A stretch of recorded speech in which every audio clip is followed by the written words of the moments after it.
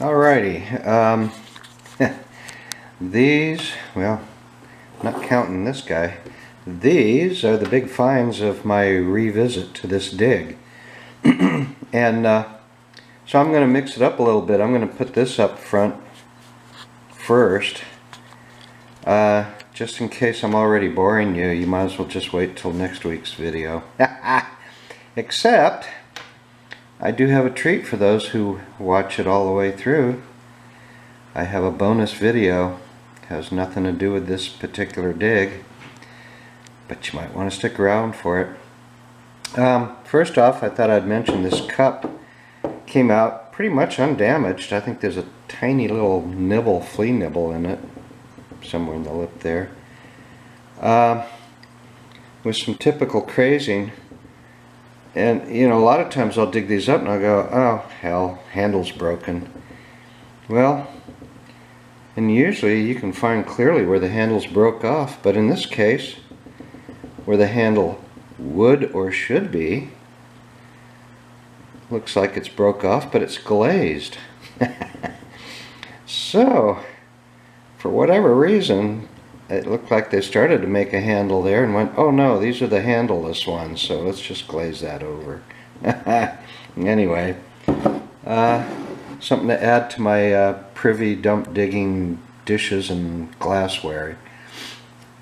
These two are the only real keepers. I gave away the other ones to the neighboring friend homeowner.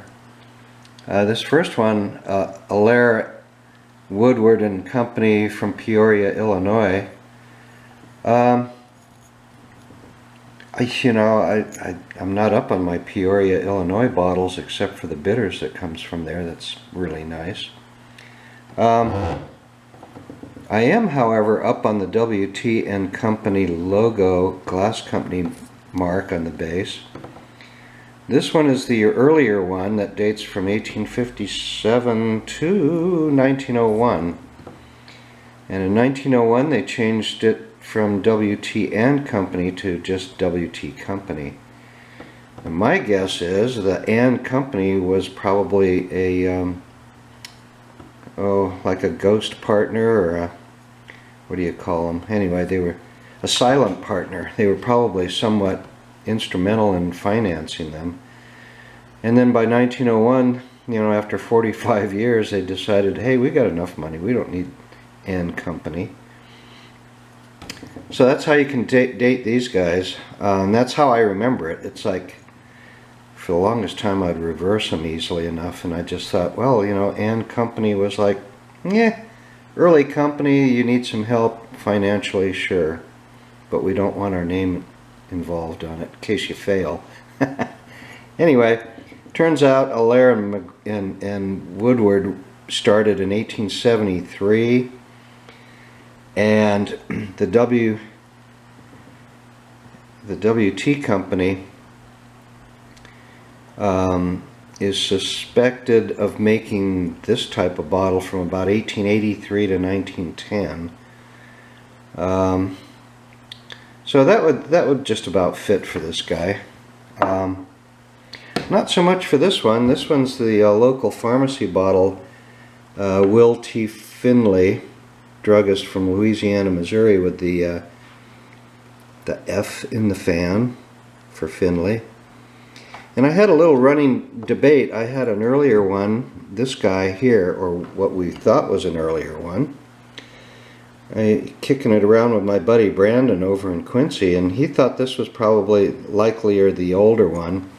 It does have, they both have a maker's mark, but they're different. This one has a W and a diamond. And looking it up on glass manufacturers' marks on bottles on the internet, you can get a wealth of information there. Second time I've plugged that website. I use them all the time. W in the diamond stands for apparently Whitney Glassworks out of Glassboro, New Jersey. And they started in 1875 through 1918, and this was likely from 1885 to 1910. Oddly enough, I kind of went with Brandon on the debate, thinking, well, you know, the one with the fan looks a little newer. The one with the fancy monogram looks a little older. But then I got to looking at them closer today. Well, let me go back to this guy, because it has D and F on the base for Dean and Foster. And they were out of Boston first, from 1873 to 1911. And they opened up in Chicago also in 1883 to 1893. And considering Chicago's a heck of a lot closer than Boston, I suspect this is a Chicago factory bottle. Although there's really no way to tell for certainty, but it makes regional sense. And the other thing that came to mind was air venting.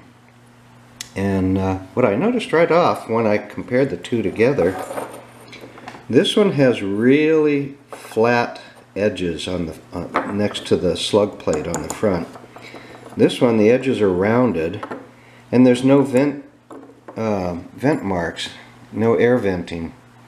Those are those little bumps like pimples. Now you can feel them easier than you can see them, and why I'm trying to feel one I don't know, because there aren't any.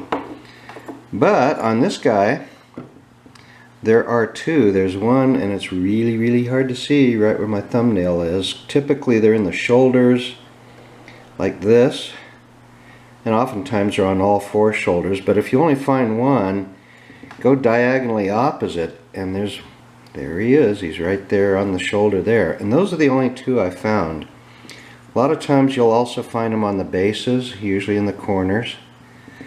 And on the newer, later bottles, you'll find them nowhere else except embedded in the lettering itself. And if you look real close at the embossing, you'll find little bumps. And they're harder to feel because you're feeling the embossing as well.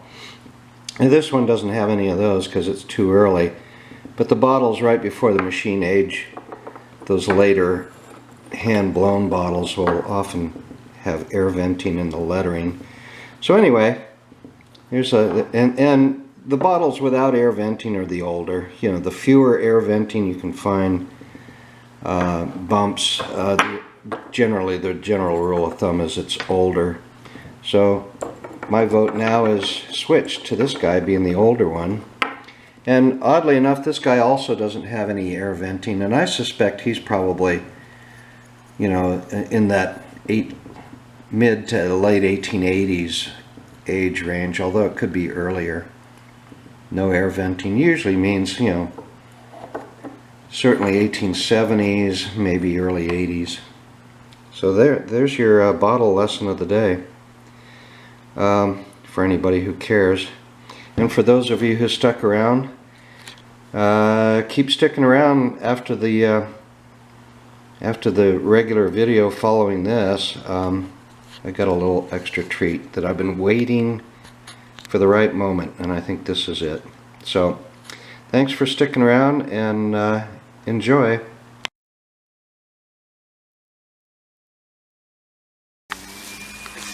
Alrighty, today is June 4th, about 10 in the morning, and it's already about 80 degrees. And I'm back again on my favorite vacant lot, about ready to open up where I left off last time I was here 2 months ago. 1876 house was here at least, and what I've been digging in was actually a part of the house, according to the maps, the Sanborn maps. And I pulled out a handful of interesting bottles the last time. A small size Burnett's Cocoa Ain, lovely cobalt blue Cone Ink, and a few other miscellaneous guys. So maybe there's something good on this side of the hole. I suspect it was like a fruit jar cellar or something. I have found what appears to be the third wall where my flag is, right at the edge of my tarp, kinda. But I still have not found the wall this way, which I suspect eventually went under the rest of the house.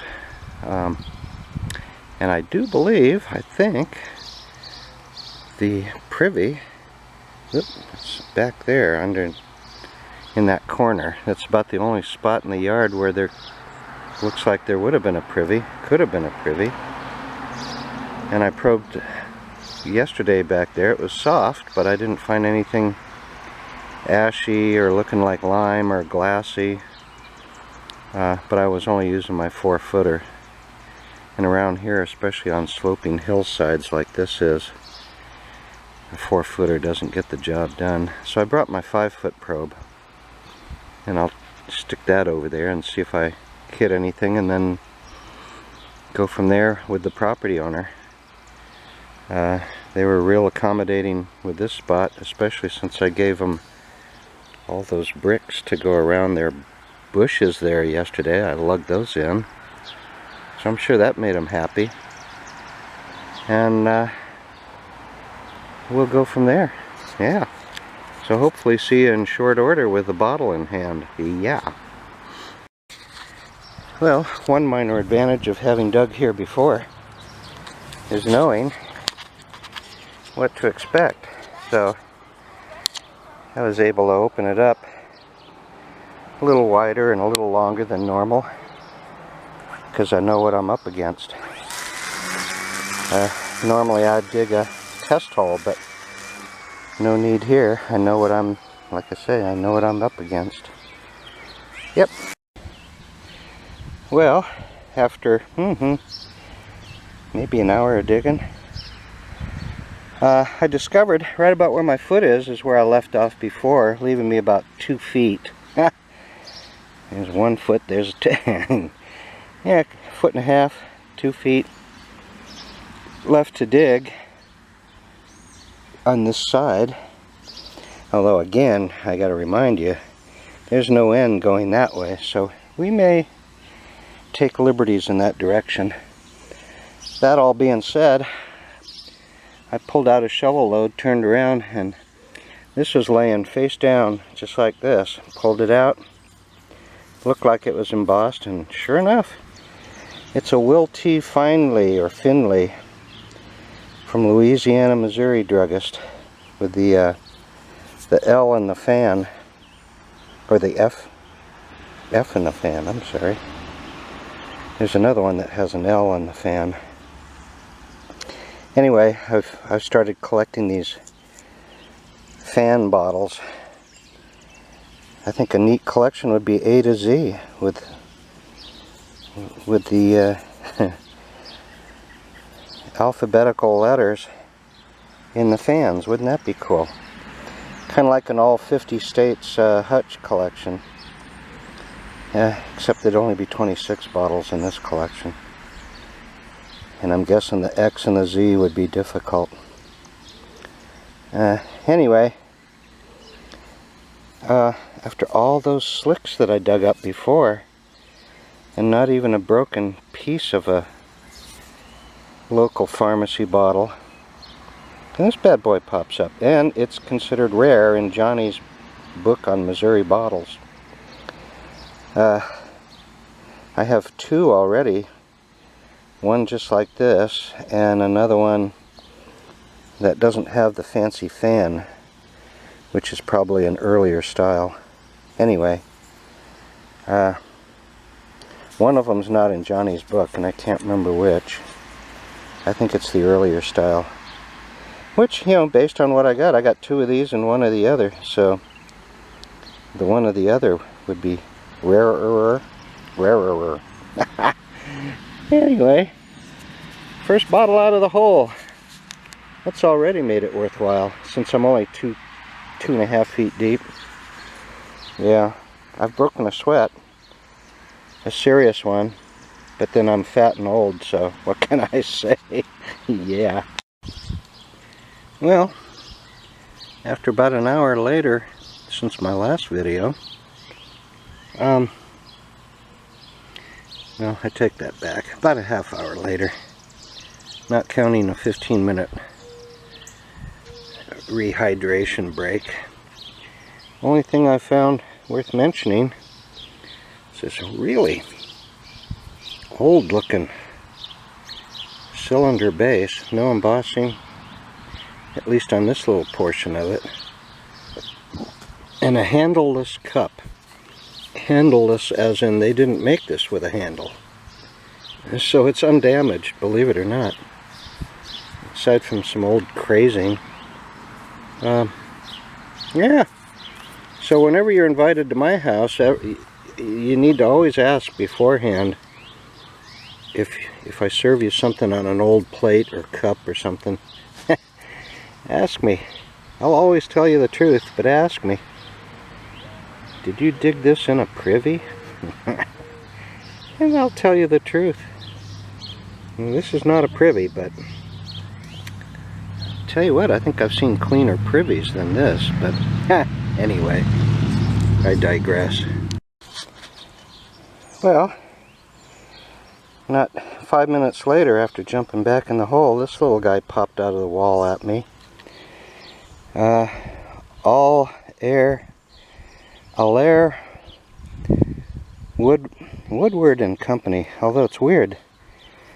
It's like there's A-L-L and then an A and then an I-R-E and then Wood with a little space and Ward and Company, Peoria, Illinois. I'm sure it's Allaire Woodward and Company. 2 names, but looks weird. Peoria, Illinois. I'm guessing it was a pharmacy, but you know, little funky amber tool top pharmacy from little old Peoria, Illinois. So yeah, a mystery bottle out of the mystery hole. How about that?